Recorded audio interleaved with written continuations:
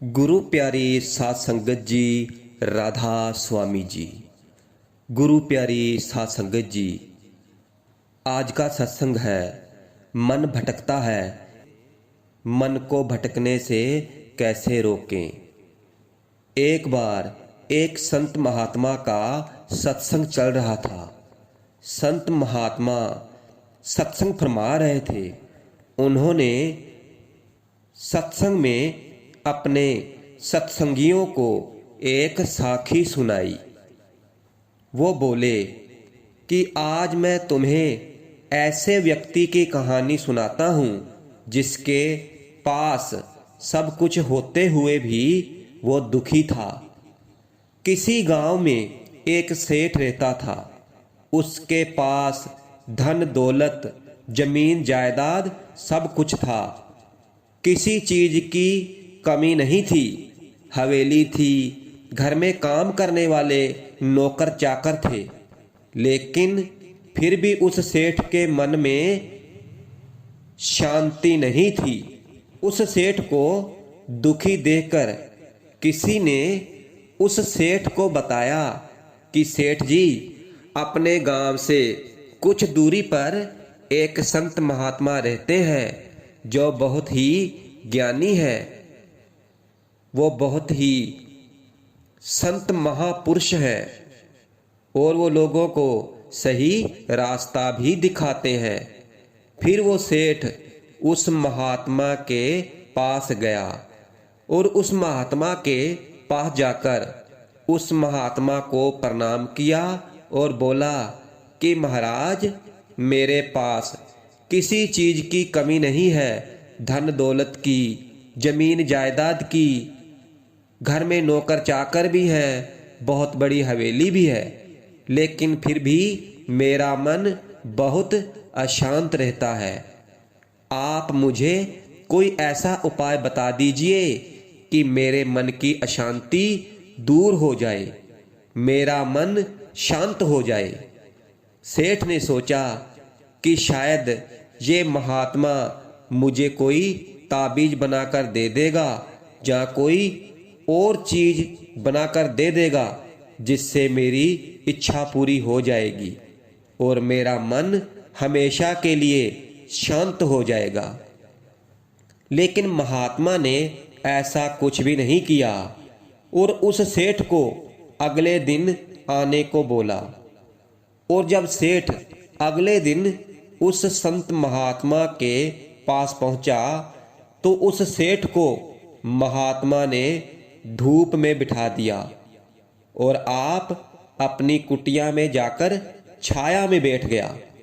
गर्मी के दिन थे। सेठ का धूप में बैठे बैठे बुरा हाल हो गया। उस सेठ को बहुत गुस्सा आया, लेकिन उसने अपने गुस्से को किसी तरीके से शांत रखा। और फिर दूसरे दिन महात्मा ने उस सेठ को बोला कि आज तुझे सारा दिन खाना नहीं मिलेगा। और उस सेठ को भूखा ही रखा और भूख के मारे उस सेठ के पेट में चूहे कूदने लगे, क्योंकि अन्न का एक भी दाना उसके पेट में नहीं गया था। लेकिन उस संत महात्मा ने बड़े ही तरह तरह के पकवान उस सेठ के सामने खाए और सेठ उस रात बहुत ही परेशान रहा। वो एक पल भी नहीं सो पाया था। उसे पूरी रात नींद नहीं आई। वो केवल यही सोच रहा था कि वो महात्मा तो बड़ा ही स्वार्थी निकला। और फिर तीसरे दिन उस सेठ ने अपना बिस्तर बांधा और चलने के लिए तैयार हो गया।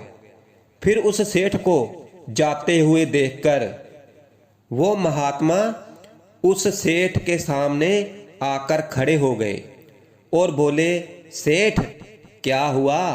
फिर सेठ बोला कि मैं तो बड़ी ही आशा लेकर आपके पास आया था, लेकिन मुझे यहाँ कुछ भी नहीं मिला। उल्टी मुझे ऐसी ऐसी मुसीबतों का सामना करना पड़ा जो मेरे जीवन में कभी नहीं आई। इसलिए मैं अब जा रहा हूँ। ये सुनकर वो संत महात्मा हंसने लगे और फिर उस सेठ से बोले कि सेठ, मैंने तुझे इतना कुछ दिया लेकिन तूने कुछ भी नहीं लिया।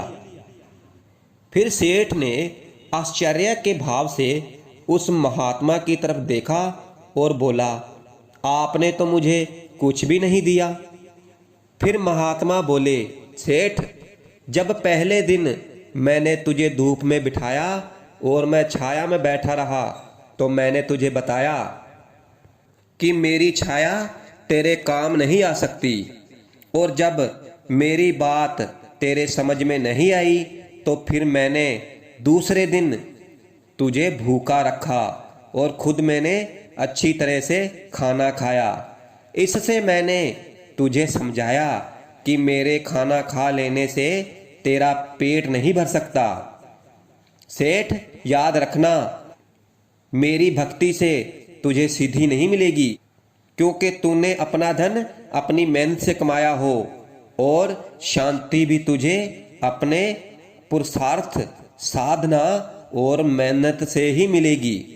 फिर उस सेठ को सारी बात समझ में आ गई थी। उस सेठ को अपनी मंजिल पर पहुंचने का रास्ता मिल गया था और उस महात्मा का धन्यवाद करता हुआ वो सेठ अपने घर आ गया।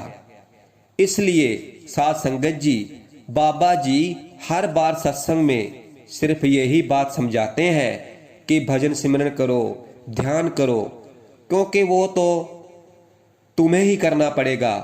क्योंकि साध संगत जी, हमारे सतगुरु हमें रास्ता दिखा सकते हैं, तरीका बता सकते हैं, लेकिन भजन सिमरन तो हमें ही करना होगा।